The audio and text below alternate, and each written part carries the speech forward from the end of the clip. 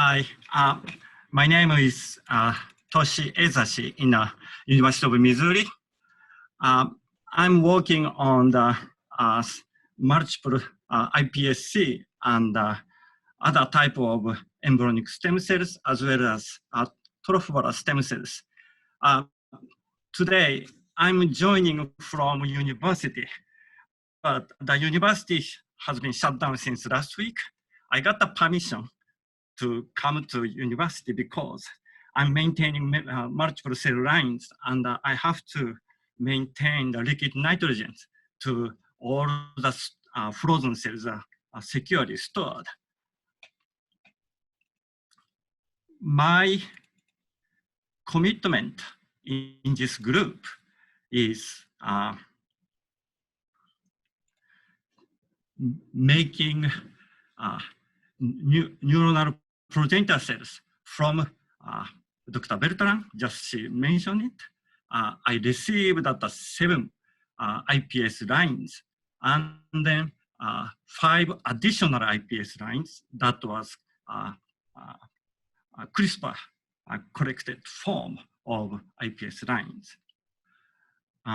They are all deprogrammed from peripheral blood, specifically erythroblast, and then using the Sendai virus. This is a non-integrate form of reprogramming. Today, I don't have time to talk with this, but previously, Dr. Alicia in Baylor, she shared 5 skin fibroblasts of SLC mutations. And then 3 of them had a patient and 2 of them are families. We reprogrammed the different conditions. It's starting from skin fibroblast. Then I reprogrammed with episomal plasmid. This is also another form of non-integrate reprogramming. When we meet 2018 Palo Alto in California, at the time, we had a discussion time in the end of the roundtable conference. So at the time, I shared, because the starting cell condition is different. There are some publications because of the starting cell difference. There are some epigenetic marking might be different between the 2 iPS lines. So differentiation efficiency or differentiation preference might be some different. So I shared my concern that if we use both of the cells, it might be best to comparing this disease type. But after this conference, I find another paper. I hope I can show it. Let me see. I find another paper.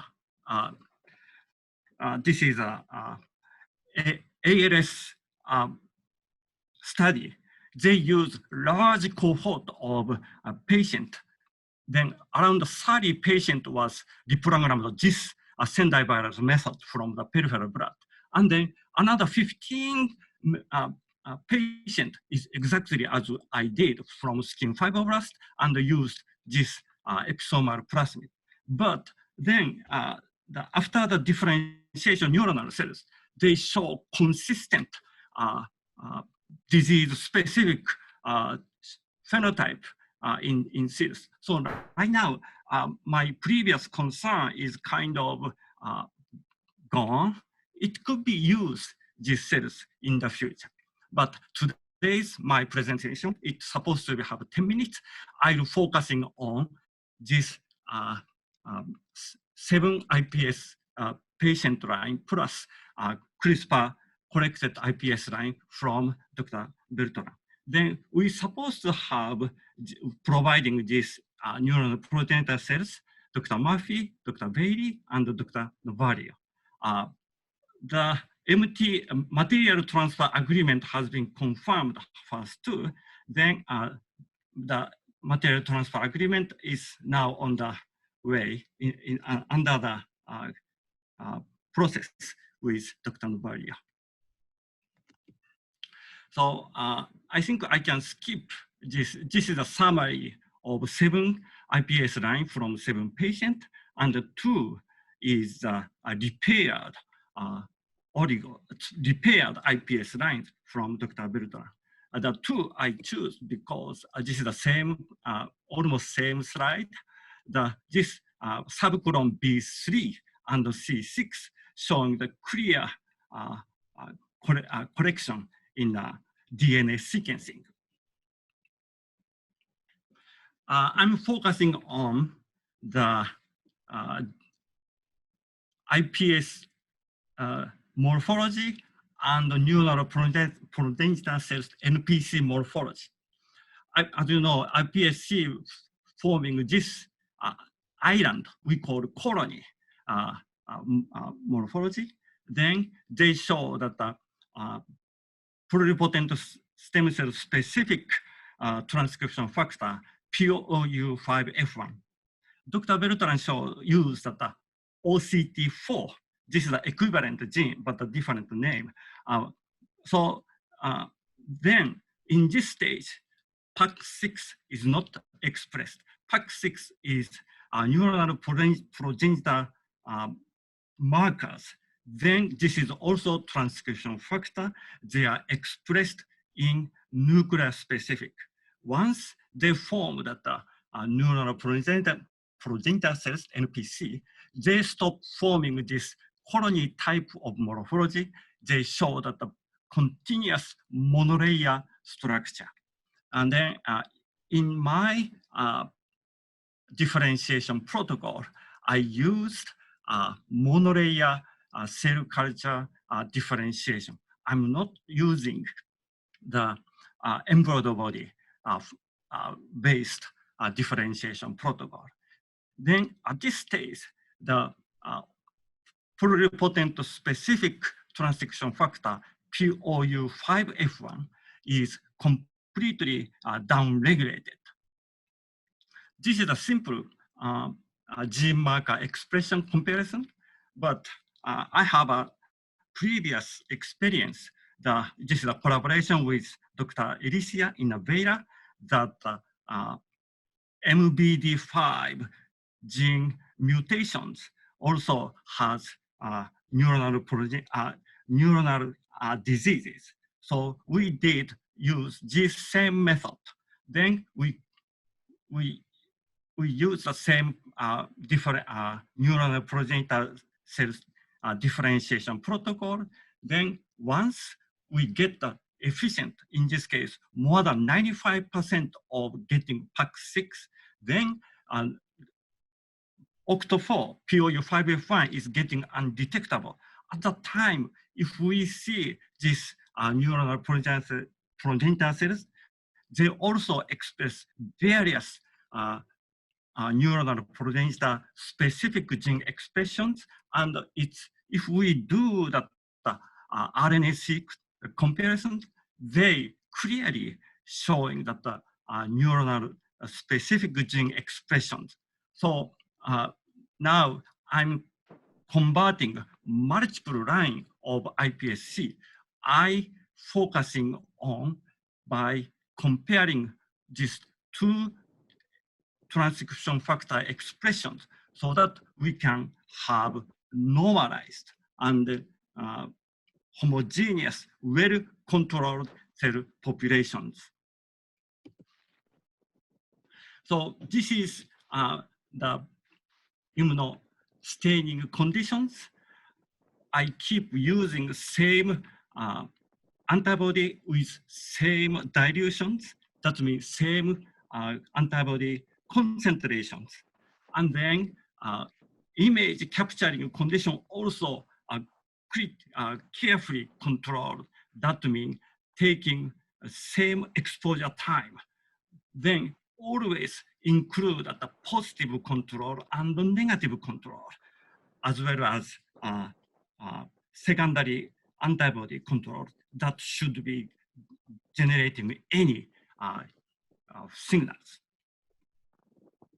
So this is a summary image of first 5 lines.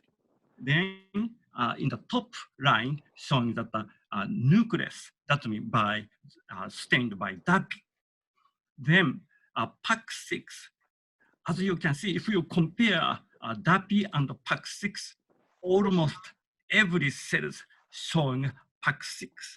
Then OCT4, the POU5F1 is completely down-regulated. So this 5 line is a mixture of affected patient and their families. There's no differences in this conversion differences. So both patient and non-patient cell line are equally converted by 2 weeks of monolayer cell differentiation process. Then this is another 6 and 7 the patient lines. As you can see, similarly, the PAC6 is all cells are getting positive, and then pluripotent cell marker POU5F1 is efficiently down-regulated. Then this too is a derivative from a TESS2 iPS line, the corrected CRISPR-corrected B3 and C6. This is also efficiently differentiated to neuronal progenitor cells. So I have enough cells frozen in liquid nitrogen, and then I'm ready to ship these NPC lines to other researchers. Before I conclude my talk, I encountered a little bit unexpected findings. This is a iPS line from TESS3. Then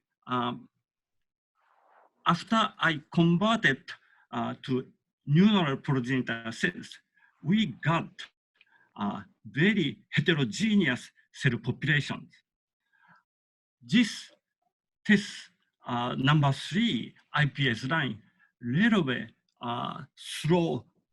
grow slower than other iPS lines, but we managed to differentiate them into NPC. So, but the NPC cells show such a heterogeneous population. First, I try to mechanically remove these cells that show that are not NPC-like cells. I physically removed by glass picker by using that pulled glass pass-through pipette. It took a long time, but by keep doing multiple passages, I ended up pretty much homogeneous cell population. Then these cells are showing the complete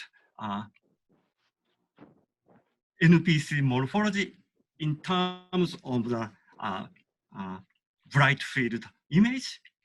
But after I did the immunostaining, OCT4 is completely knocking down, but PAC6 cells has clearly 2 populations, high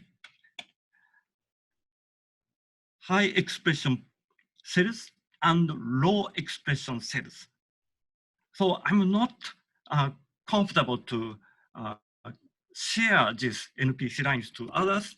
So I did different way.